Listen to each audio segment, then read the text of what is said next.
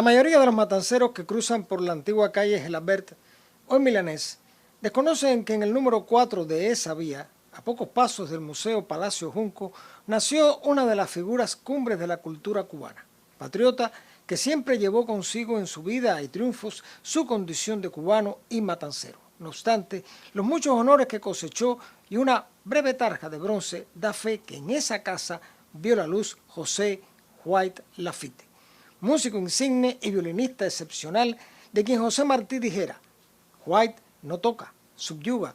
Cuanto quepa de alabanza, White lo merece. Cuanto de arte quepa, White lo tiene. El 1 de enero de 1836 nació José de los Dolores White Lafitte, hijo de una ex-esclava natural de Baracoa, de quien se enamoró su padre, el francés Charles White, de padre inglés, convertida luego en su esposa, luego de comprada y otorgada la libertad. De esa unión nacerían otras dos hermanas de Joseito, Francisca y María. De la mano de su padre, a los 8 años, el niño dio los primeros pasos en el campo de la música y las primeras nociones del violín. Tendría luego como maestro a José María Román.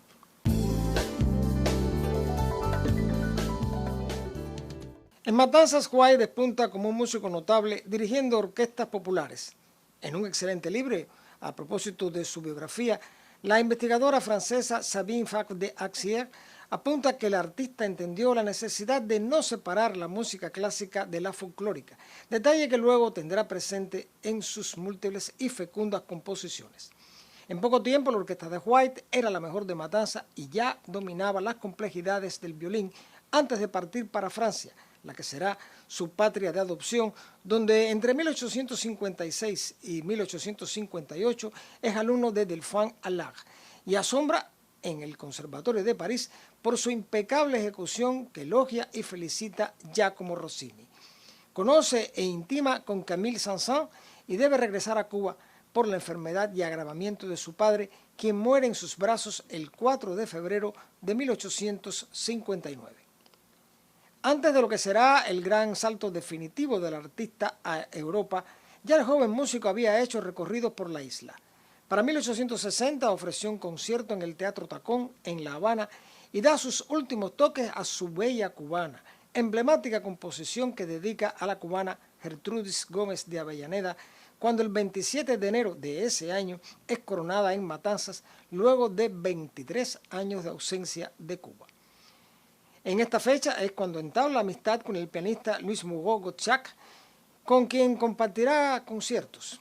Y en octubre de ese mismo año, con solo 8 años, conoce en su debut a Claudio José Domingo Brindis de Sala, quien será considerado el Paganini negro, émulo del genial violinista italiano, y asiste a la colocación de la primera piedra del Teatro Esteban, luego Sauto.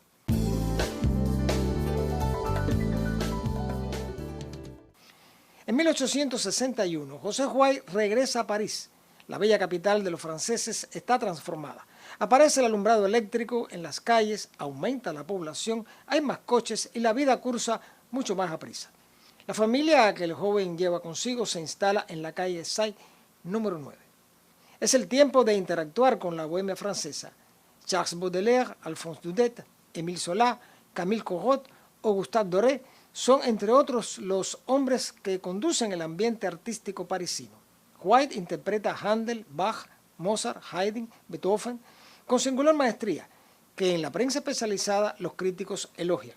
Viaja a España en 1862 y toca ante la reina Isabel II, y además se relaciona con la familia del emperador Napoleón III.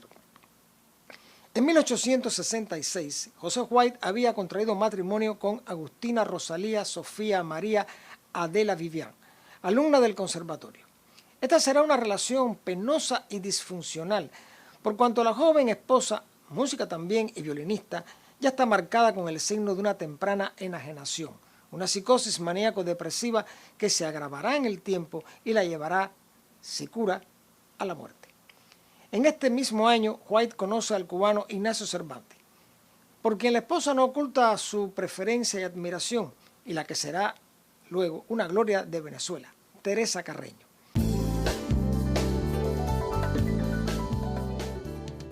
En 1868 es un año de grandes acontecimientos. En México es fusilado Maximiliano de Austria por los patriotas mexicanos y Garibaldi avanza en Italia para consolidar la unidad nacional.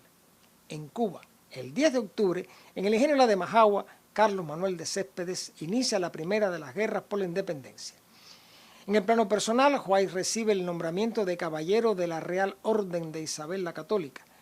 En enero de 1870, el gobierno le concede la ciudadanía francesa, pero en el plano familiar, los celos enfermizos de su esposa, en virtud de los triunfos de White, le amargan sus días y lo llenan de una congoja que riñe con el espíritu creador del artista. En 1870 es también el año trágico en que, por causa de la guerra, los alemanes bombardean París.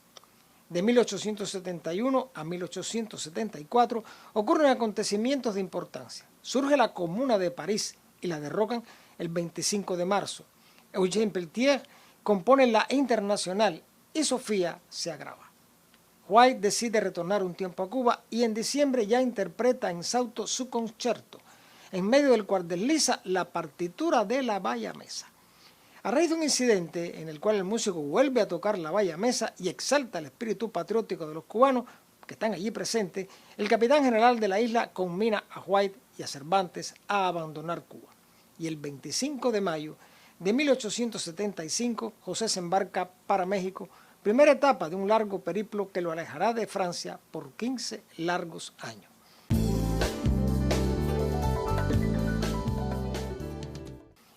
En octubre de 1875, White está en Nueva York, donde se reúne con su esposa.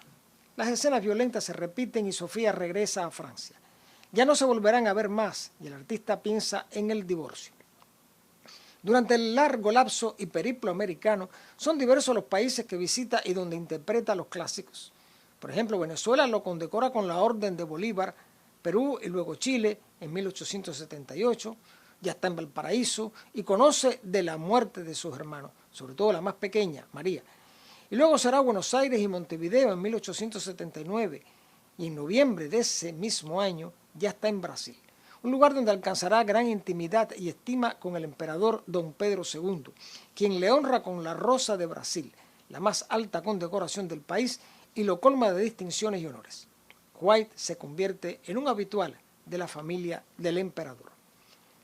Desde mucho tiempo antes, White soñaba con poseer un Stradivarius, un violín salido de la mano del maestro de Cremona, cuna de maravillosos instrumentos a los que siguen los de Niccolò Amati y Guarnieri del Yeso. Pero su alto precio es un obstáculo aún. El 28 de octubre de 1882 muere Sofía y es inhumada en Montmartre. José no puede sino recordar con tristeza a la mujer que amó sin ser correspondido. En 1889 la monarquía brasileña es derrocada y White parte con la familia real en el buque Algoas con destino a Portugal. Luego marcha a un París casi desconocido luego de la larga ausencia. Entre otras maravillas, asciende a la monumental Torre Eiffel. Por fin, enterado de la venta de un Stradivarius, envía carta a Matanzas a su amigo Manuel Trelle para que venda las dos casas que tuvo por herencia y compre, con lo obtenido, el famoso violín Canto del Cisne, en 25.000 francos.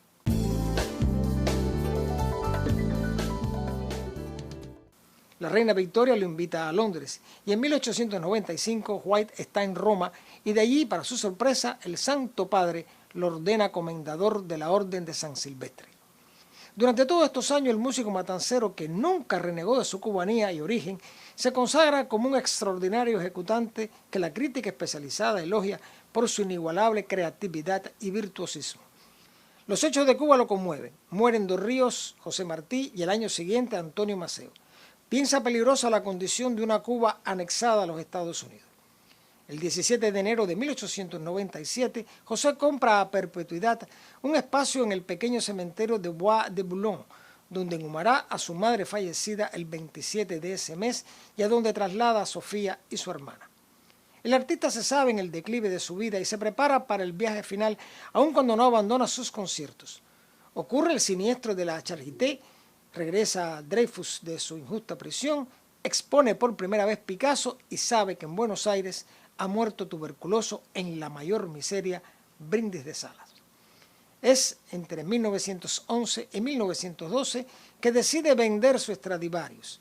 Nos sorprende la tragedia del Titanic, donde perece la orquesta de Wallace Henry Hartley y parte para Roma inmediatamente y Bruselas.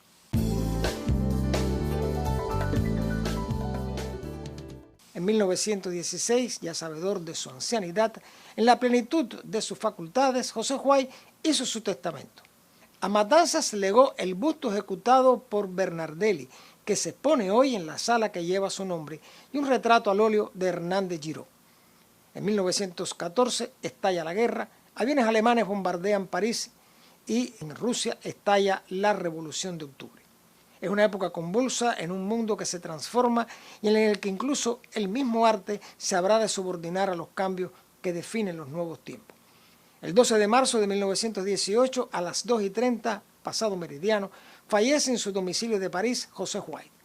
Toda la prensa francesa le dedicará emotivos comentarios para quien compartió su vida entre Francia como patria adoptiva y la que lo vio nacer, ya convertida en república y a la que no volvió. En Matanzas, el periódico El Imparcial le dedicó al coterráneo un escueto obituario. La sala matancera que lleva su nombre está requerida de magnificar al hijo ilustre más allá del busto que preside el salón donde se encuentra, porque la segunda de las muertes del hombre es la desmemoria o el olvido. Como es obvio, no puede reseñarse en pocas líneas toda una vida de éxitos y creación. La huella de José Huay trasciende los límites de Cuba. Puso en alto el nombre de la patria que lo vio nacer y siempre mantuvo vivo el recuerdo de sus Matanzas, donde despegó el artista niño para darse al mundo.